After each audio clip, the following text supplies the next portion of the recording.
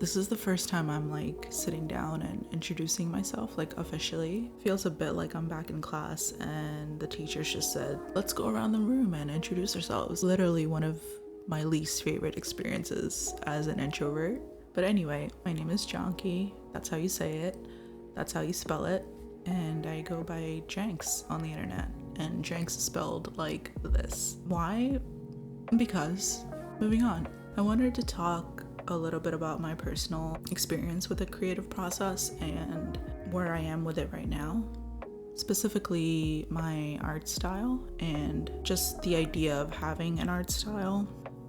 I've been jotting down notes on my phone for like literally months, and I kind of just have to put this video out so I can like move on to other things that I want to make. The first thing I remember drawing was manga art. I can't remember how I stumbled upon DeviantArt. That was like the online platform for artists wanting to share their art, and I think I was like maybe 12 or 13, but all of the art I was seeing on there was like manga art. So that was like my only exposure into the art world. So my worldview of art was like very limited. I don't even think I had heard the names of, the famous artists that we know today. All I knew were line drawings of these cartoon characters, so that's what I started drawing. I wish I'd kept some of them. I'm pretty sure I threw them all out. Didn't overthink back then, obviously, like you're just a kid doodling. Yeah, like I had no thoughts of like, what does this mean and how does it look and how will this define me? I was just like, I like this and I'm gonna keep doing it, but I didn't. At least not frequently enough to make it a practice and develop a skill. This is gonna be a reoccurring theme going forward, so stay tuned. Got a little older, maybe 15, 16. Now I was doing portraits. So yeah, I had found this artist, Agnes Cecile, I think. Inspired by her beautiful portraits, I started to paint my own, and looking back at these now, I was like copying her style in like a really terrible way. It just does not look good as her own work, obviously.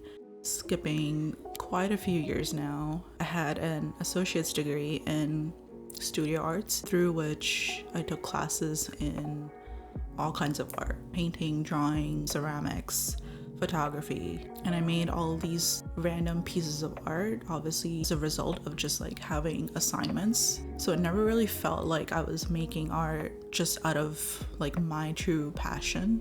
I've now graduated with a bachelor's in architecture, which is a whole side quest.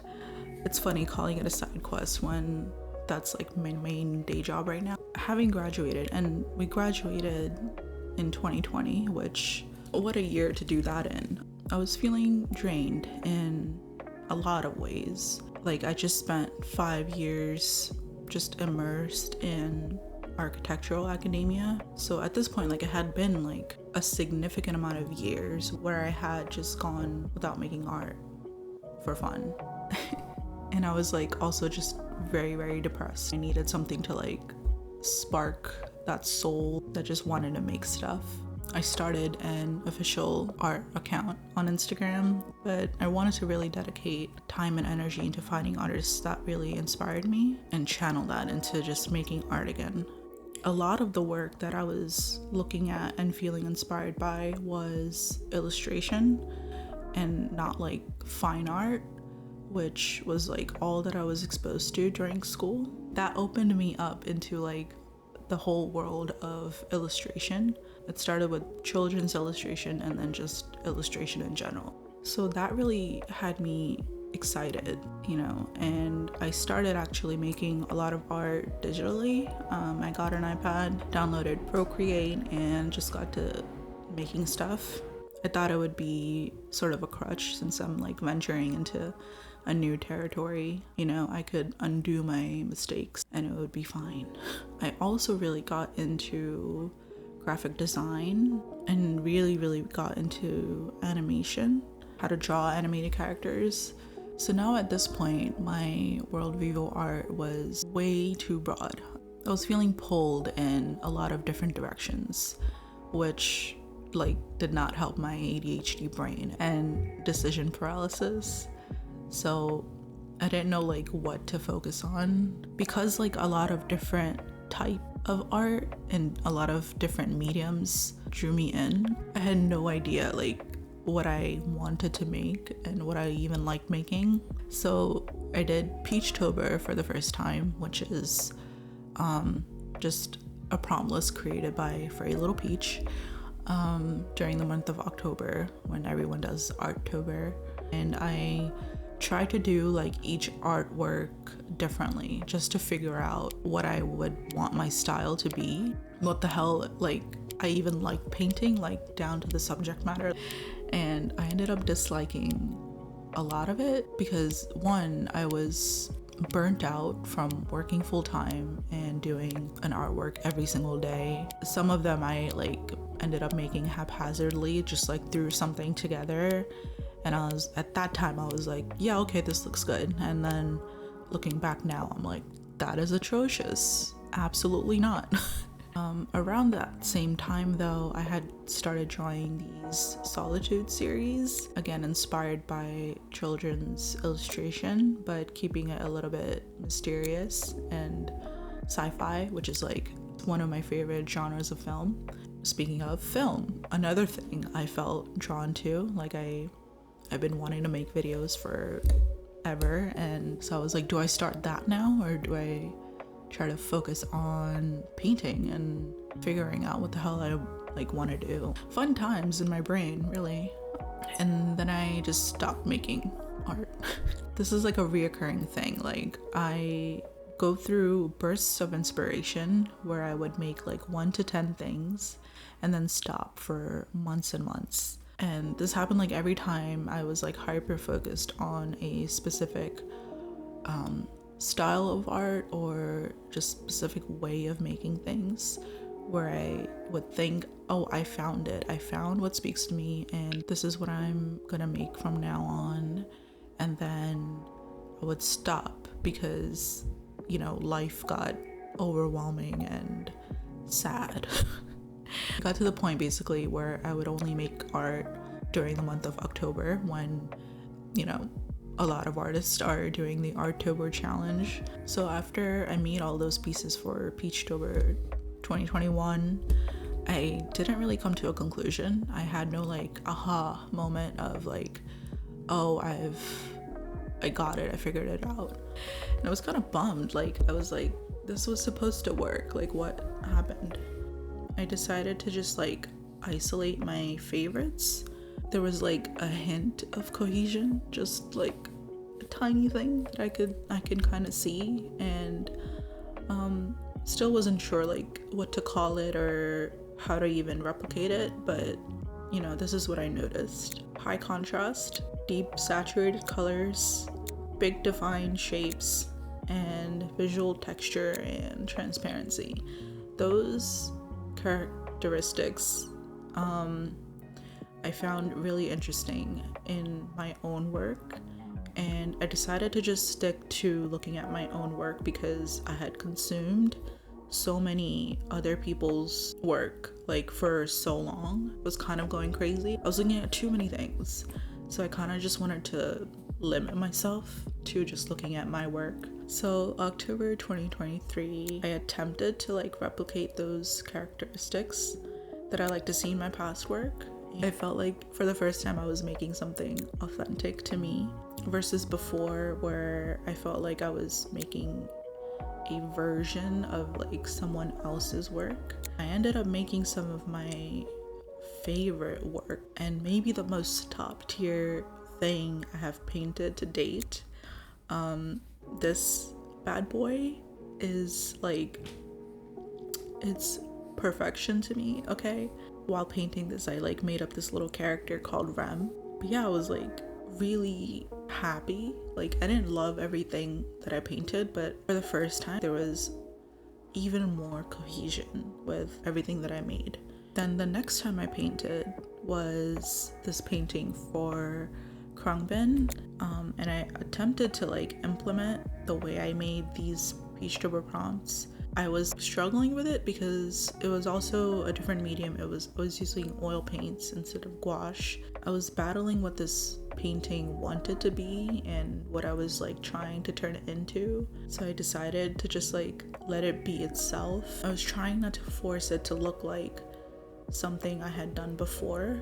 I had painted this purely out of the feeling I get when I listen to them, and it felt like I was on the same wavelength as the band because I had started painting this before their album came out, and before they announced their tour, but it took like a while to paint this because I had to paint it in layers and let the painting dry. So like by the time I was like finishing the painting, I started seeing all of these tour posters by different artists, and all of them had like a similar composition.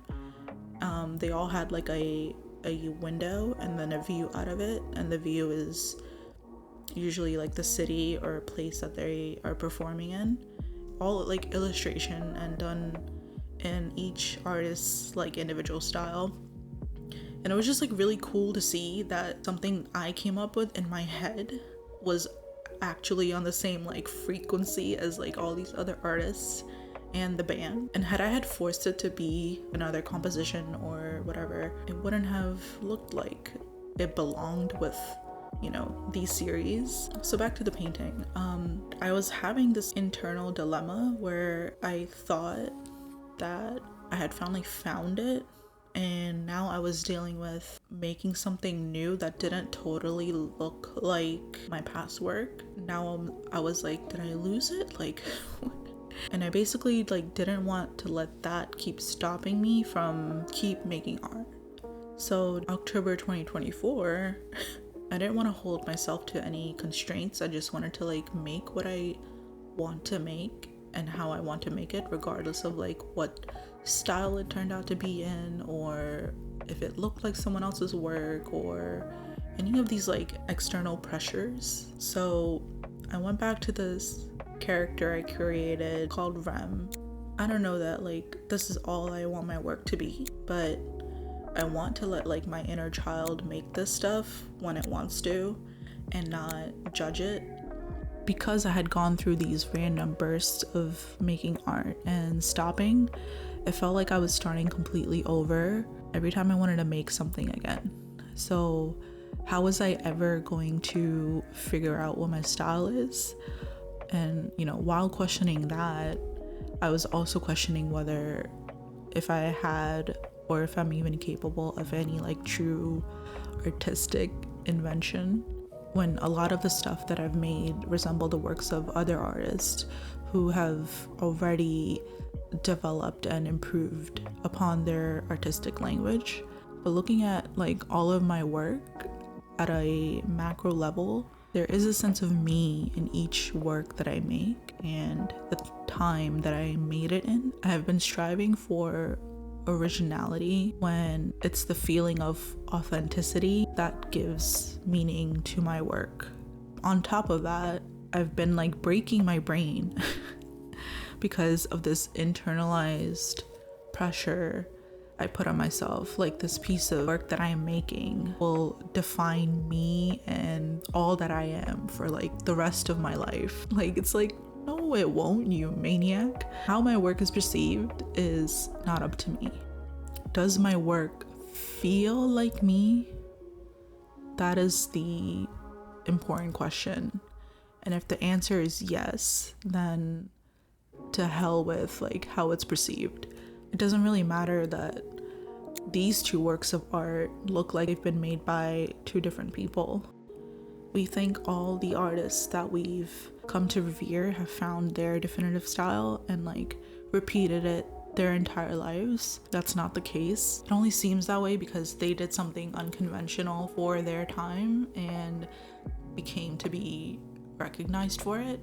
They changed and evolved, and so did their work. The same person made these two pieces of art, and these two, and these two.